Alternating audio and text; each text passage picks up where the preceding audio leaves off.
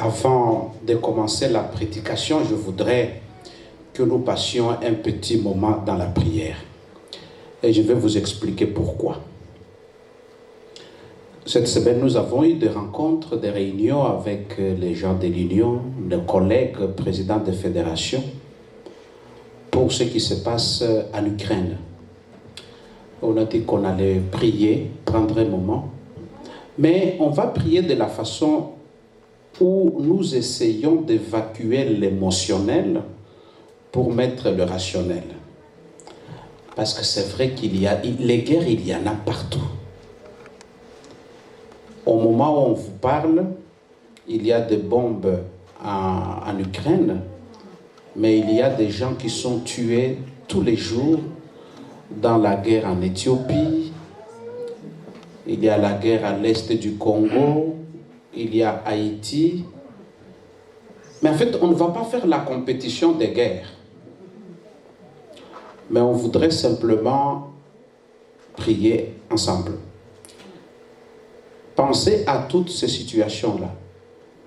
Il y a un autre élément, c'est tout simplement, vous avez remarqué comment est-ce que les médias nous indiquent ce qui se passe en Ukraine.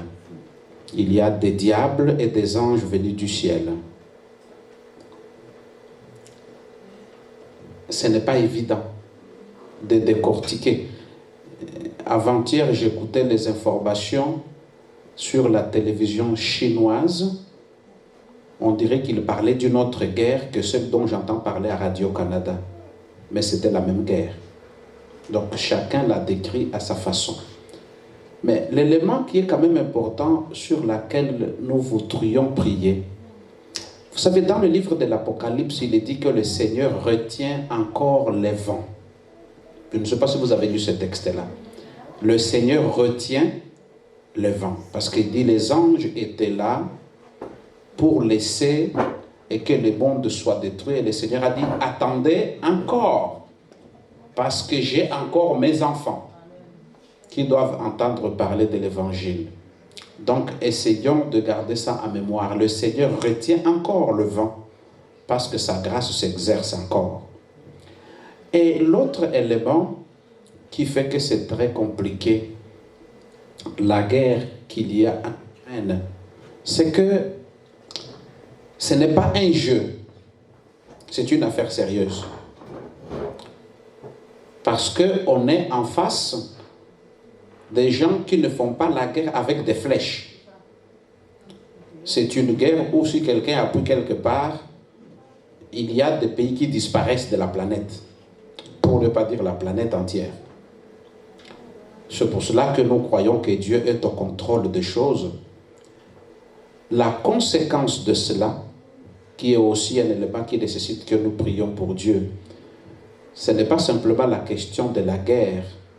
Vous avez remarqué à quel point l'inflation, tout s'est enchaîné de façon dangereuse. Après ce que nous avons connu comme Covid, où des milliards ont été empruntés et prêtés et donnés, il y a des économies de pays qui ne tiendront pas longtemps.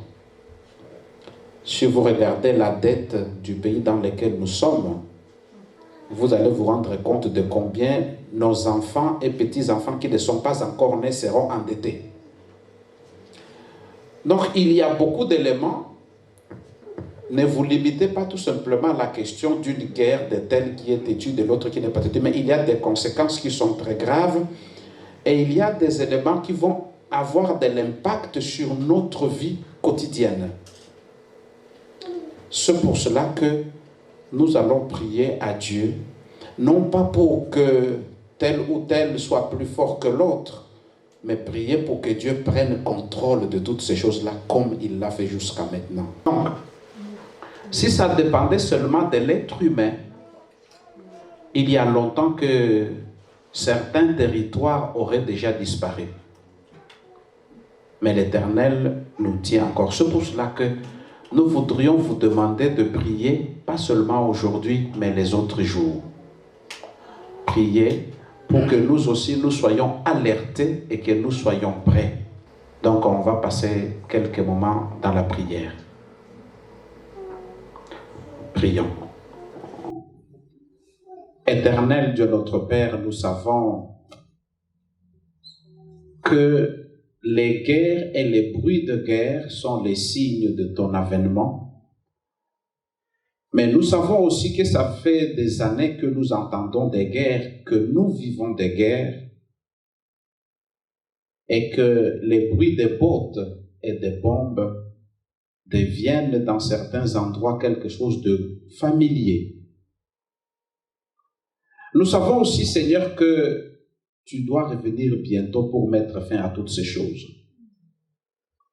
Et que tu nous confies la mission de préparer un peuple qui sera prêt lorsque Christ reviendra. C'est pour cela que nous voulons, Seigneur, te demander que tu sois parmi nous, que tu nous protèges, mais que tu fasses aussi que ce moment, nous puissions en faire un bon usage pour ta volonté. Seigneur, nous voulons te faire confiance pleinement, parce que nous n'avons nulle autre part où aller si ce n'est que chez toi. Nous ne t'apprendrons rien, Seigneur, lorsque nous te dirons qu'il y a plein d'armes qui circulent partout. Il y a des armes qui sont tellement sophistiquées qu'il suffit de quelques secondes pour détruire l'humain. La folie humaine a été poussée jusqu'au point qu'on a fabriqué des armes sophistiquées pour se tuer soi-même. Mais comme ta parole nous l'a promise, nous avons la certitude que c'est toi qui contrôles. Et que c'est toi qui auras le dernier mot. Et nous voulons te demander, Père éternel, que tu sois avec ceux qui sont en ce moment, quel que soit le pays où ils sont, qui vivent sous la menace de guerre, la menace des bombes, la menace nucléaire, la menace de feu, la menace des couteaux et la menace de la haine. Que tu fortifies ces gens-là, que tu puisses assister les réfugiés, que tu puisses assister les enfants, que tu puisses assister les femmes qui ont vu leur mari s'en aller pour faire la guerre, que tu puisses assister ceux-là qui sont en train d'apporter de l'aide aujourd'hui à tous ces endroits-là. Nous pensons à nos frères et sœurs de Adra Roumanie, de Adra Bulgarie, de Adra Hongrie et Pologne qui sont en train d'apporter des moyens élémentaires pour permettre à ces millions de gens d'avoir de quoi mettre sous la dent. Accorde-nous aussi la générosité d'aider là où nous pouvons aider. Mais surtout, Seigneur, nous voulons que tu nous permettes d'avoir les yeux fixés sur Jésus et que nous ne soyons pas distraits pour la préparation de notre vie spirituelle par la sanctification. Seigneur, sois avec les dirigeants. Nous ne te demandons pas qu'ils soient comme toi, mais apporte-leur de la sagesse dans leurs décisions, avec moins d'orgueil. Touche leur cœur et nous voulons que notre prière soit efficace. Parce que nous te la faisons en passant par le mérite de Jésus-Christ, notre Sauveur, qui vit et qui règne au siècle de siècles. Amen.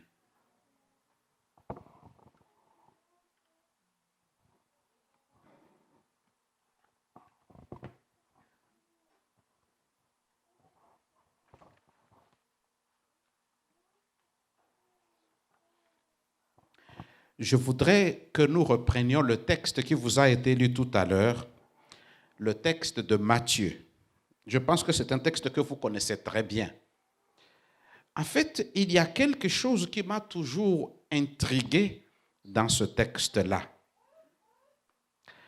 Donc, si vous prenez Matthieu chapitre 7, le texte qui nous a été lu, je voudrais le paraphraser. Le texte nous dit qu'il y a, à un moment donné, quand Jésus revient, de gens qui sont venus le voir et qui lui disent, « Seigneur, nous avons fait autant de choses en ton nom. » Les gens qui disent à Jésus, nous avons même chanté en ton nom. Et ils vont même plus loin. Nous avons guéri les malades, nous avons prophétisé en ton nom. Et le Seigneur va leur dire, je ne vous ai jamais connu. Ça me fait penser à l'apôtre Paul qui dit, nous devons traiter notre corps durement, de sorte que nous ne perdions notre vie après avoir prêché aux autres. Mais je reviens à la phrase, je ne vous ai jamais connu. Mais en fait, ces gens-là, ce ne sont pas des hypocrites qui sont en train de raconter des choses qu'ils n'ont pas faites. Tout ce qu'ils ont mentionné, ils l'ont fait. Je ne sais pas si vous pouvez vous imaginer des gens qui sont capables de faire la liste de ce qu'ils ont mentionné ici. Je voudrais que vous repreniez Matthieu chapitre 7.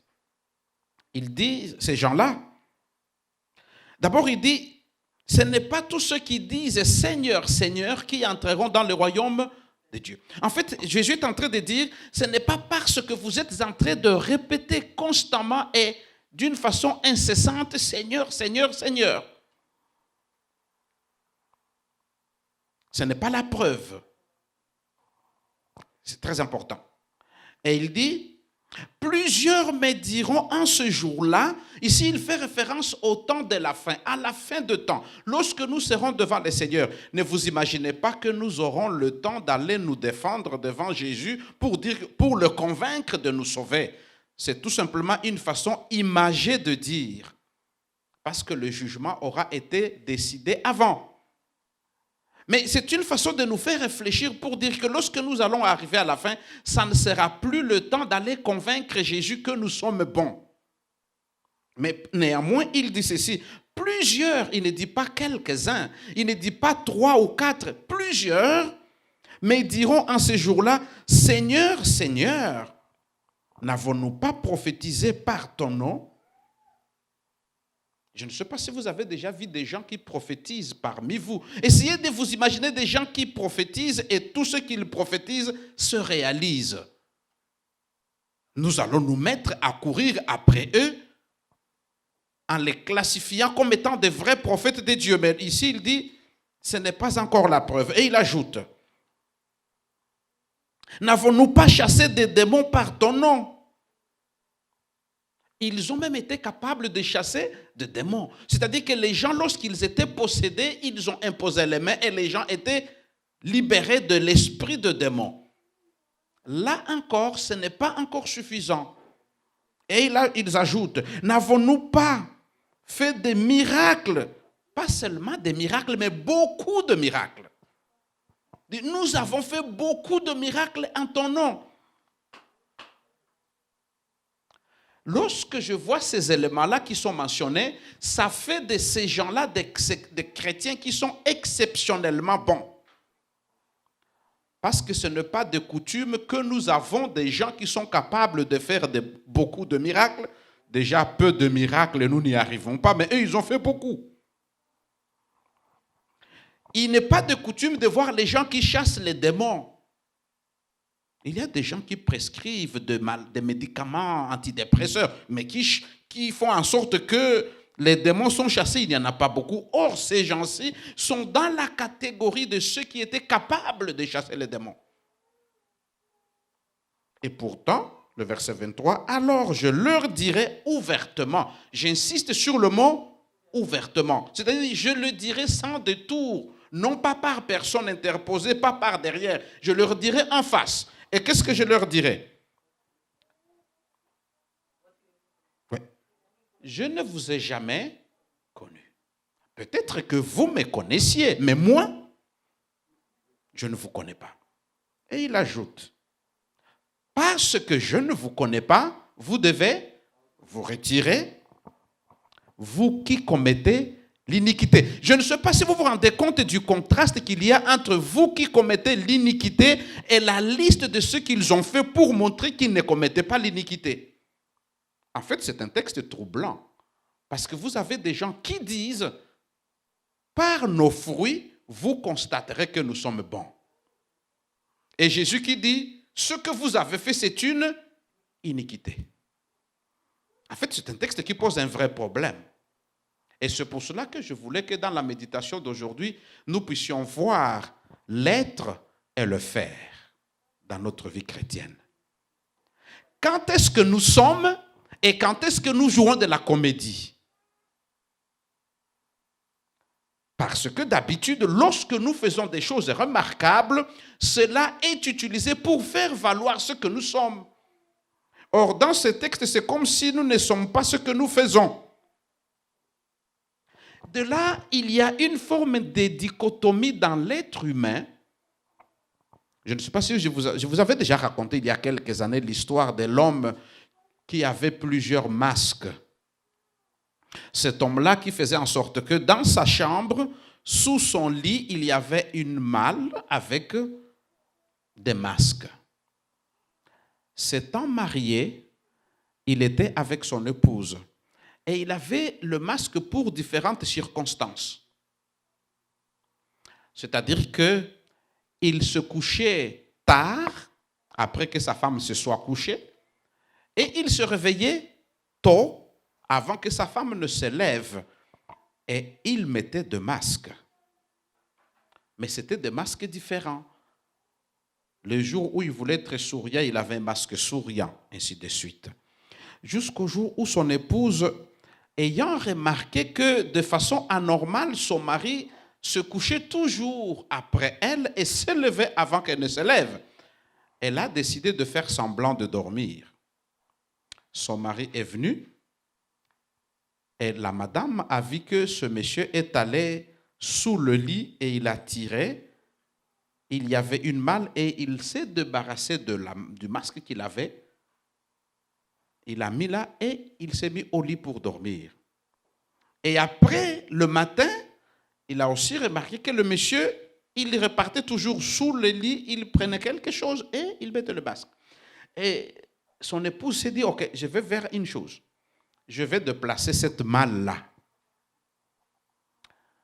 Le jour suivant, elle a attendu qu'il dorme.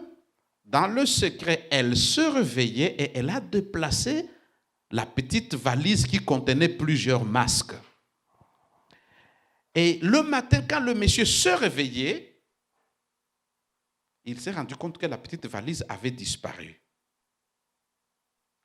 Et il a été démasqué. C'est-à-dire qu'il n'avait plus de masque. Vous avez remarqué à quel point nous sommes différents quand nous avons le masque Covid là et quand nous ne les avons pas. Parfois, on ne s'est pas reconnu, on a rencontré des gens, on se demandait c'est qui cette personne-là. Et pourtant, c'est une personne que l'on connaît. Et c'est ce qui se passe. En fait, le livre de Matthieu ici nous rappelle la même chose. C'est-à-dire qu'il y a des gens qui avaient une certaine façon de vivre et dans laquelle ils étaient confortés, ils étaient sûrs qu'ils accomplissaient la volonté de Dieu et ils en avaient la preuve. Et cette preuve-là était faite par le fait qu'ils ont chassé des démons, ils ont fait beaucoup de miracles, ils ont prophétisé. Je pourrais même dire, pour être dans le contexte d'aujourd'hui, ils étaient anciens d'église, ils étaient pasteurs, pourquoi pas présidents de fédération et d'union. Ils étaient tout ce que vous pouvez imaginer, c'était des piliers. Et eux, ils avaient fait une sorte de comptabilité de tout ce qu'ils étaient. Ils ont écrit, Seigneur, je suis ceci, je suis cela, ainsi de suite. Ils avaient une liste de choses à faire valoir devant Dieu. Et là, Dieu va leur rappeler, ce n'est pas parce que vous avez fait toutes ces choses-là, mais vous avez été dans l'iniquité. C'est là que ça m'intéresse. Vous avez été dans l'iniquité. C'est que l'apôtre Paul va dire plus tard, va dans le même sens lorsqu'il va insister en disant à Timothée, il faut que tu veilles sur toi. Donc en fait, le texte ici est en train de nous rappeler un élément très important. C'est la vie de l'équilibre du croyant qui devient de plus en plus semblable à Christ. Et en devenant de plus en plus semblable à Christ, ce chrétien-là devient ce qu'il est seul et ce qu'il est en public. Il devient ce qu'il est seul lorsqu'il est en train de faire ses planifications et il sera le même chrétien lorsqu'il va se retrouver devant une foule. Donc, ils ne jouent pas le rôle. Or, la difficulté que nous avons, c'est de toujours harmoniser entre l'être et le faire. Parce que parfois, nous avons tendance dans notre vie de beaucoup faire pour prouver ce que nous ne sommes pas. Et c'est là le danger. Être ce que l'on n'est pas. Je voudrais que nous prenions le texte de 1 Timothée chapitre 4, le verset 16, pour voir la recommandation que l'apôtre Paul donne à Timothée. 1 Timothée chapitre 4 et le verset 16. C'est un mot qui se répète beaucoup. 1 Timothée chapitre 4, le verset 16, il dit « Veille sur toi-même et surtout sur ton enseignement, persévère dans toutes ces choses. » Je voudrais juste vous résumer. Il y a l'idée « veille sur toi-même ». Si vous allez voir dans Actes chapitre 20, le verset 28, la Bible dit la même chose. Veille sur toi-même. En d'autres termes, Dieu est en train de dire, essaye de jeter un regard sur toi-même. Parce que la plupart du temps, il est plus facile de jeter un regard sur les autres plutôt que de jeter un regard sur soi-même. Et la façon la plus pratique et courante, c'est tout simplement lorsque nous sommes dans la famille. Je ne sais pas si vous avez remarqué à quel point, lorsqu'on veut sortir pour une occasion circonstancielle, pour une occasion exceptionnelle, vous avez remarqué à quel point nous regardons qui sont autour de nous et comment ils pensent de ce que nous sommes dans notre façon d'être. Je ne sais pas si vous avez déjà remarqué ça. Nous cherchons l'approbation des gens qui sont avec nous pour voir si nous correspondons à l'image que nous voulons projeter. Petit à petit, nous cessons d'être nous. Nous devenons autre chose. Et cela crée une sorte de divergence entre ce que nous sommes et ce que nous ne sommes pas. Or, la volonté de Dieu, c'est que nous puissions être semblables à nous-mêmes, à l'extérieur comme à l'intérieur. Et ce que Jésus pense de notre être, de notre faire plutôt. Vous savez, notre faire est basé, en fait, ce que nous faisons est basé sur ce que Dieu a fait pour chacun d'entre nous. Dans Éphésiens chapitre 4, le verset 7, l'apôtre Paul dit que chacun de nous, nous avons reçu des dons de la part de Dieu. Chacun de nous, nous avons reçu quelque chose. Il n'y a aucune personne sur la terre qui n'a rien reçu. Nous avons tous reçu quelque chose de la part de Dieu. Et ce que nous avons reçu de la part de Dieu, nous devons le mettre au service de Dieu. Mais seulement, il dit, l'œuvre que nous faisons, nos activités que nous faisons, ne sont pas plus importantes que ce qui nous anime lorsque nous les faisons. C'est-à-dire, nous devons veiller sur nous, mais nous devons aussi veiller sur l'œuvre que nous faisons parce que chacun portera la responsabilité de ses œuvres de la façon dont il l'a fait. C'est-à-dire, nous devons être tellement mesurés que nous sommes en harmonie entre ce que nous avons pensé, le don que nous avons, et nous ne faisons pas semblant d'être ce que nous ne sommes pas. Parce que Dieu veut que ce que nous fassions, comme le dit Hébreu, je voudrais que nous lisions Hébreu chapitre 11. C'est un texte très important, Hébreu chapitre 11 et le verset 6. Voilà ce que le texte nous dit. Je vous ai parlé du fait que Dieu nous a donné à chacun des dons. Et ces dons-là, nous les utilisons de différentes manières. Voilà ce qu'il dit. Or, sans la foi, il est impossible de lui être agréable. Car il faut que celui qui s'approche de Dieu croit que Dieu existe et qu'il est le rémunérateur de ceux qui le cherchent. Sans la foi, il est impossible de lui être agréable. C'est-à-dire qu'il est possible que nous ayons des actes qui ne sont pas des actes de foi. Il est possible que nous ayons des activités qui ne sont pas des activités qui répondent de ce que Dieu a fait. Il est possible que nous soyons même très actifs dans l'Église. En fait, le problème, ce n'est pas d'être actif ou hyper actif ou de ne pas être actif du tout. Ce n'est pas ça l'enjeu. L'enjeu, c'est tout simplement, lorsque nous veillons sur nous-mêmes, de nous assurer que ce que nous faisons est en harmonie avec la volonté de Dieu, parce que nous le faisons par la foi, et non pas par un vilain calcul pour notre propre intérêt.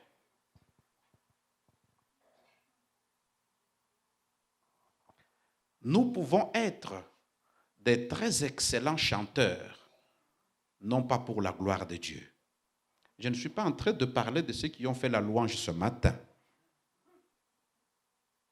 Nous pouvons être des excellents prédicateurs, pas pour la gloire de Dieu.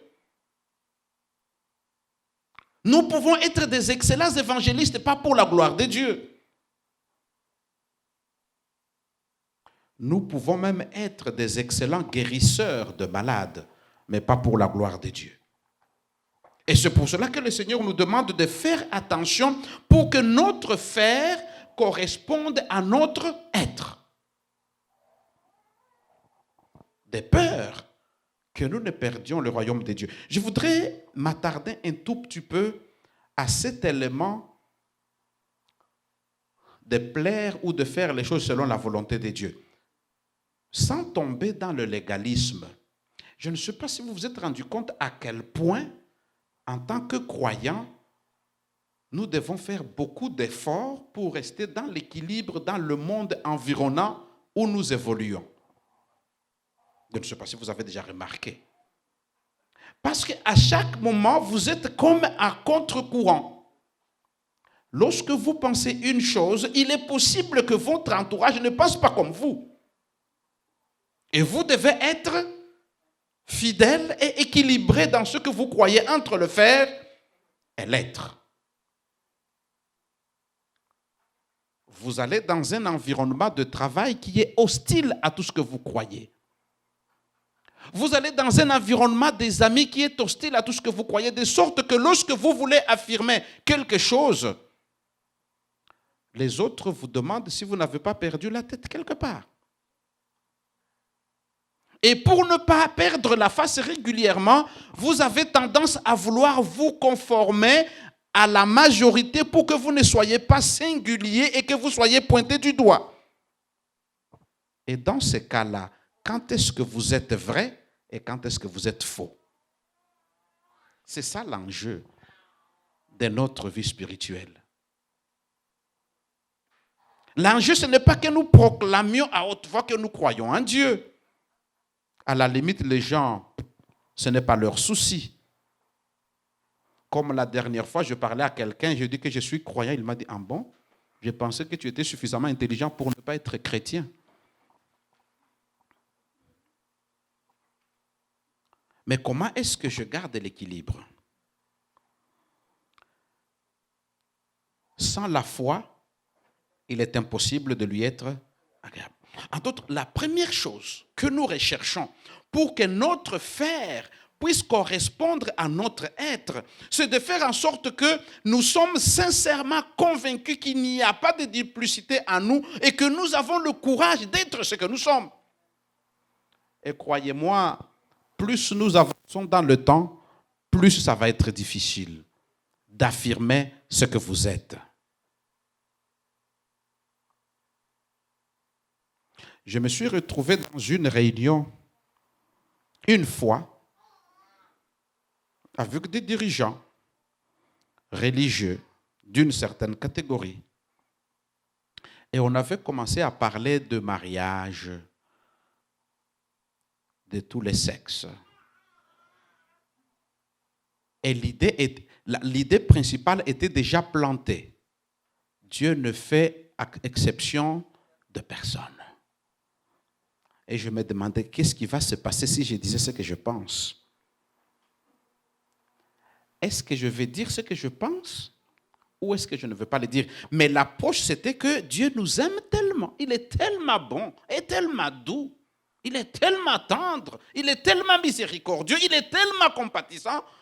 Que qui sommes-nous pour voir ce qui n'est pas normal? Il y a eu un froid lorsque j'ai dit ce que je pensais. Mais les amis qui me connaissaient, ils m'ont dit, mais on ne pensait pas que tu étais si fermé que ça. Mais ça, c'est une parole seulement. Mais au fond de moi, est-ce que je suis équilibré entre la volonté de Dieu et la volonté des gens? Laissez-moi vous donner le texte ici qui parle de la foi, nous donne aussi quelques indications. Ici, c'est comme si Jésus voulait dire au travers de l'apôtre Paul dans l'Épître aux Hébreux que nous devons, par la foi, exercer des activités qui sont aussi des activités de foi. C'est-à-dire qu'il doit y avoir en nous seulement les activités qui sont caractérisées par la foi en Dieu et non pas par notre propre prétention. Ce qui veut dire que la première chose que Dieu voudrait travailler en nous, c'est d'abord l'intérieur de notre vie pour que nous soyons exactement ce que nous reflétons lorsque nous parlons à l'extérieur de nous. Et c'est cet exercice d'équilibriste-là qui nous reste à faire. Comment est-ce que nous allons être en équilibre? En fait, ce que le Seigneur attend de nous, ce sont les œuvres de foi. Et cela tous les jours. Vous savez, les apôtres avaient cette fâcheuse habitude, comme tous les Juifs, de demander à Dieu qu'est-ce que nous devons faire pour avoir la vie éternelle. Vous vous rappelez de la question? Dans Jean chapitre 6, le verset 28, oui, dans d'autres textes aussi. Vous savez, ce jeune homme qui est venu voir Jésus lui a dit, « Seigneur, je sais que tu es le maître. Qu'est-ce que je dois faire pour mériter le royaume de Dieu ?» La question, elle est très intelligente et subtile. Là, nous sommes dans le faire. Qu'est-ce que je dois faire pour mériter le royaume de Dieu? Et Jésus ne lui a jamais répondu dans ce qu'il devrait faire. En fait, ce jeune homme-là, il s'attendait à ce que Jésus lui dise, tu dois faire ça, tu dois faire ça, tu dois faire ça. Vous savez, depuis que j'ai lu ce texte-là, je commence à m'abstenir de donner des prescriptions aux nouveaux membres qui entrent dans l'Église. Parce que le tout, ce n'est pas le faire, mais c'est l'être. Et lorsque Jésus donne l'élément principal, il explique ce que vous devez faire, ce qu'il doit faire ce jeune homme-là, pour revenir à l'histoire de cette parabole. Le jeune homme, quand il a entendu Jésus lui dire ce qu'il devait faire, il s'est rendu compte que le prix à payer était trop important pour qu'il puisse se sacrifier. Et la Bible nous dit qu'il est parti, on ne nous a pas dit s'il est revenu, mais il est reparti. Et voilà ce que Jésus lui a dit. Au lieu de venir à moi, va, rentre en toi-même, vends, dépouille-toi de tout ce que tu as et ensuite reviens. Ne le prenons pas au premier degré. Ce texte-là n'est pas en train de dire va vendre tout ce que tu as, ta maison, ta voiture, et puis reviens à pied pour me suivre. C'est une première lecture. Mais il y a aussi une autre lecture. C'est comme si Jésus est en train de lui dire, va d'abord te dépouiller de cette prétention que tu as de croire que tu peux gagner quelque chose en faisant quelque chose à mon égard. Lorsque tu te seras dépouillé de cette prétention-là, alors tu reviendras. En fait, Jésus est en train de lui dire, donne-moi ton orgueil et moi je te donnerai l'humilité qui te permettra de revenir vers moi. Et moi je te donnerai ce que tu dois faire ensuite. En fait, c'est comme si l'homme voulait aller avec Jésus en s'encombrant de tout son orgueil pour réaliser quelque chose.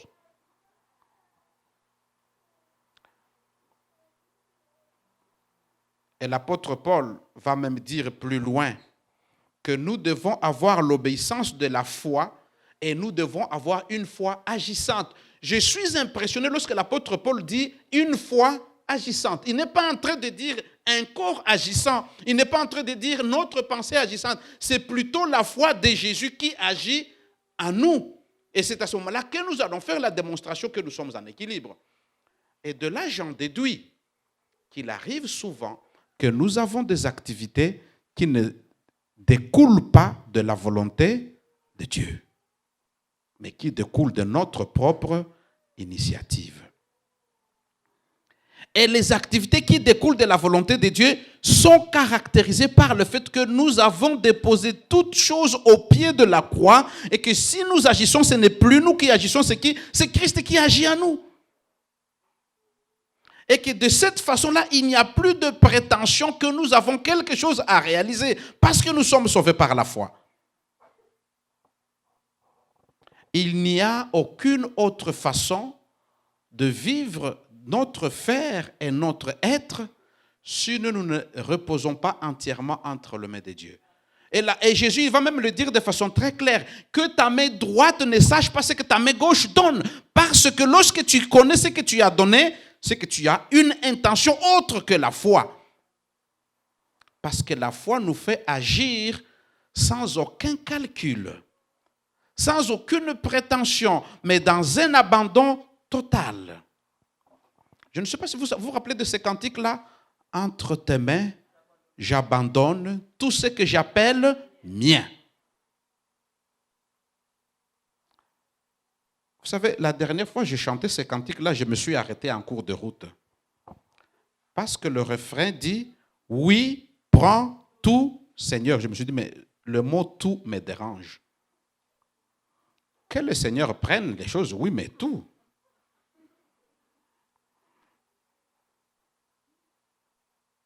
Je ne sais pas si vous réalisez à quel point nous chantons des choses qui nous condamnent. Oui, on commence par accepter, prends tout. Et là, on décrit, prends mon âme, prends mon cœur. On peut ajouter la liste, prends ma maison, prends mes enfants, prends. Et vous savez, quand on joue avec ces mots-là, quand le Seigneur prend, il prend. Je ne sais pas si vous saisissez l'importance du faire et de l'être. De sorte que lorsque nous avons demandé au Seigneur de prendre tout, il n'y a plus de distinction entre ce que nous faisons et ce que nous sommes réellement. Ça devient synonyme, ça devient quelque chose qui marche ensemble. Et je terminerai en donnant quelques exemples.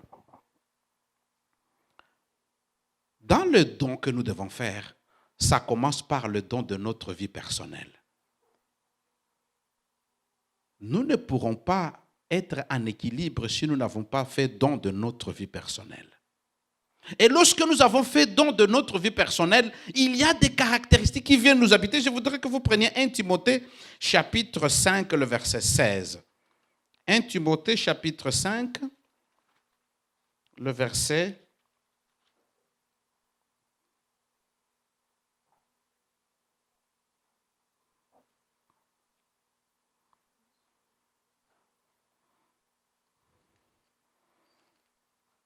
Non, c'est plutôt 1 Thessaloniciens, excusez-moi. 1 Thessaloniciens, chapitre 5, le verset 16 à 18. Remarquez comment est-ce que nous devenons dans notre être lorsque Christ a pris possession de nous. 1 Thessaloniciens, chapitre 5, le verset 16. Le verset 16 nous dit, « Soyez toujours joyeux. »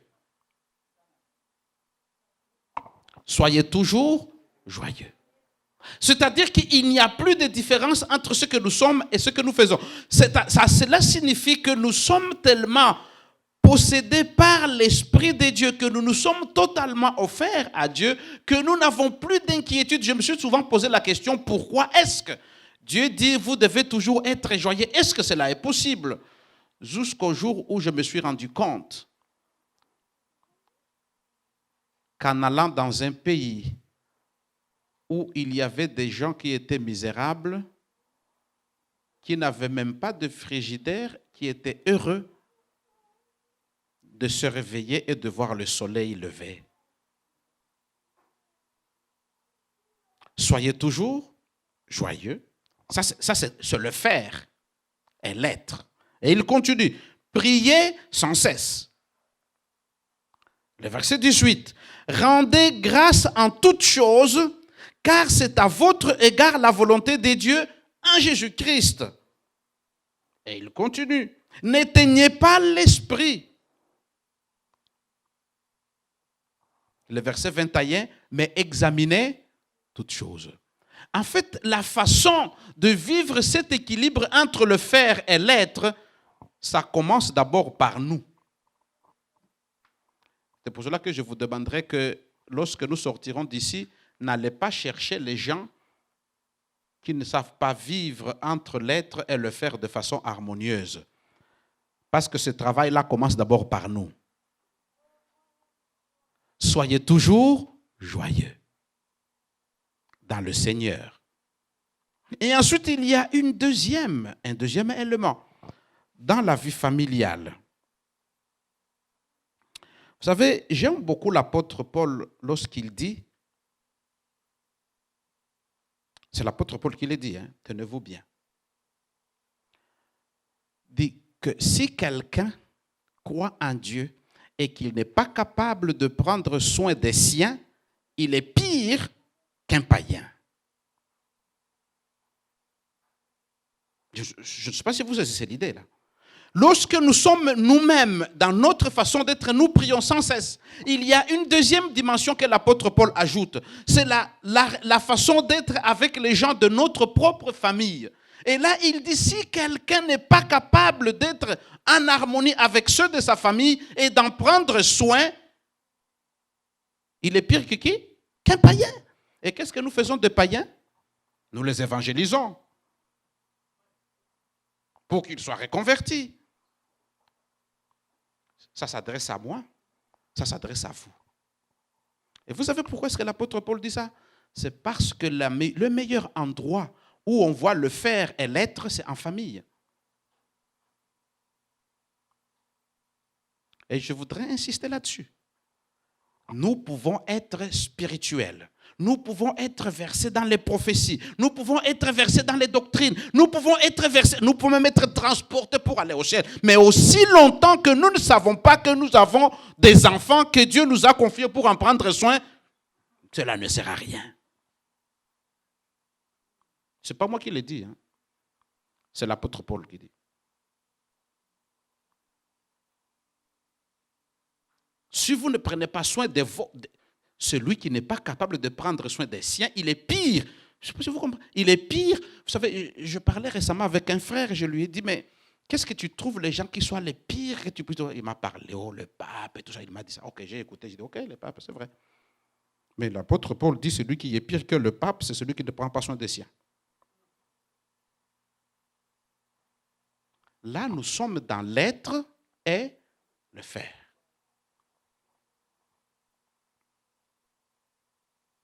Et je vais terminer avec l'Église. Lisez Romains chapitre 15, le verset 7.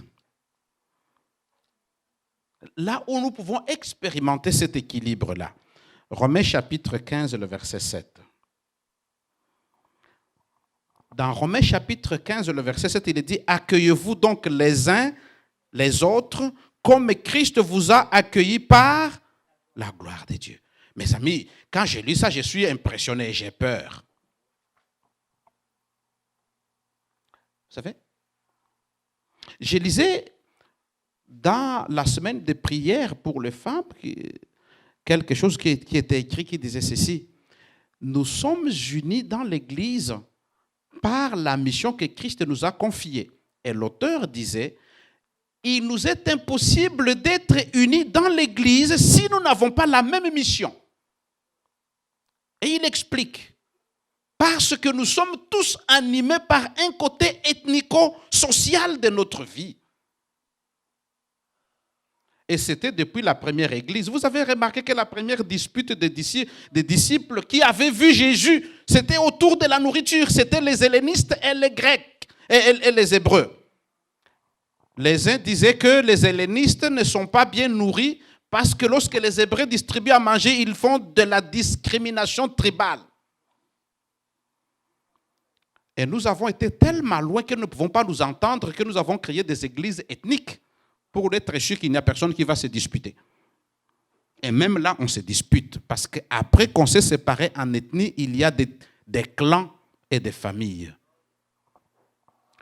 C'est une autre dimension que l'apôtre veut apporter. Si la vie entre le faire et l'être se ressent aussi dans la vie d'église. C'est-à-dire, nous devons nous accueillir les uns les autres. En fait, accueillir ici, ça ne veut pas dire que vous invitez les gens pour manger chez vous. Ce n'est pas seulement ça.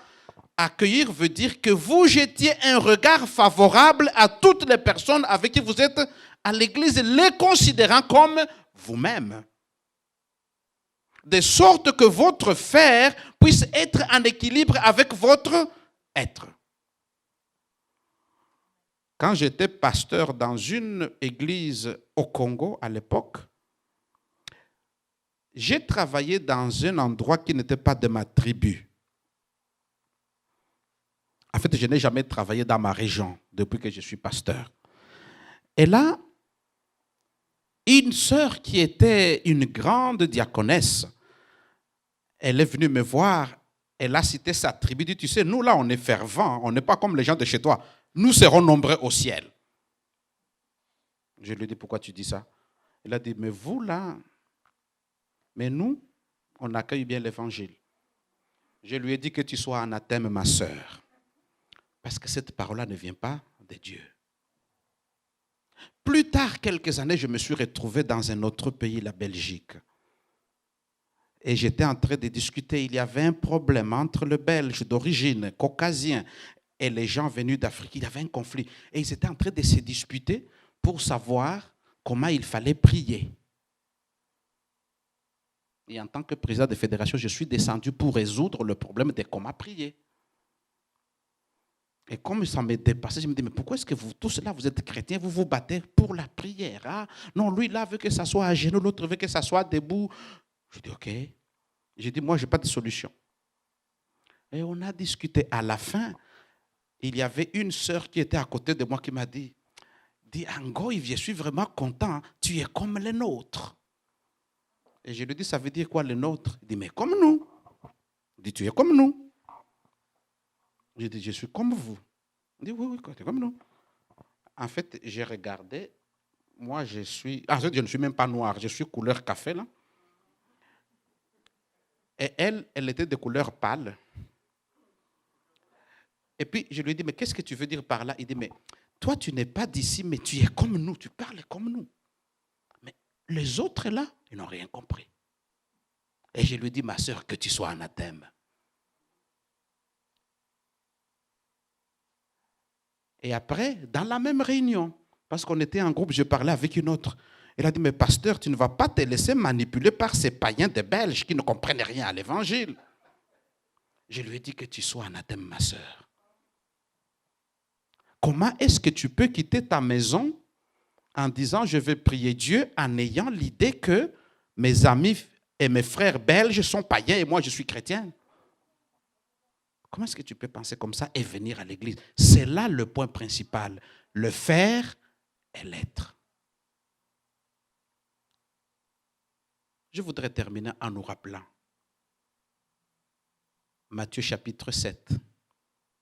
En ce jour-là, les gens viendront devant le Seigneur et ils vont faire valoir leurs œuvres. N'avons-nous pas fait ceci en ton nom? Et il répondra,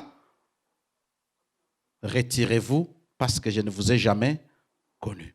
Mais ma prière pour vous et pour moi, c'est que nous puissions entendre une autre parole de Jésus. Lorsqu'il va dire, viens, bon et fidèle serviteur, parce que tu as été fidèle en peu de choses, et désormais je vais te confier les grandes. Et cette fidélité-là n'est rien d'autre que l'équilibre entre l'être et le faire. Et mon souhait, c'est que nous puissions être réellement ce que nous sommes et que nous fassions réellement ce que nous sommes. Que le Seigneur vous bénisse.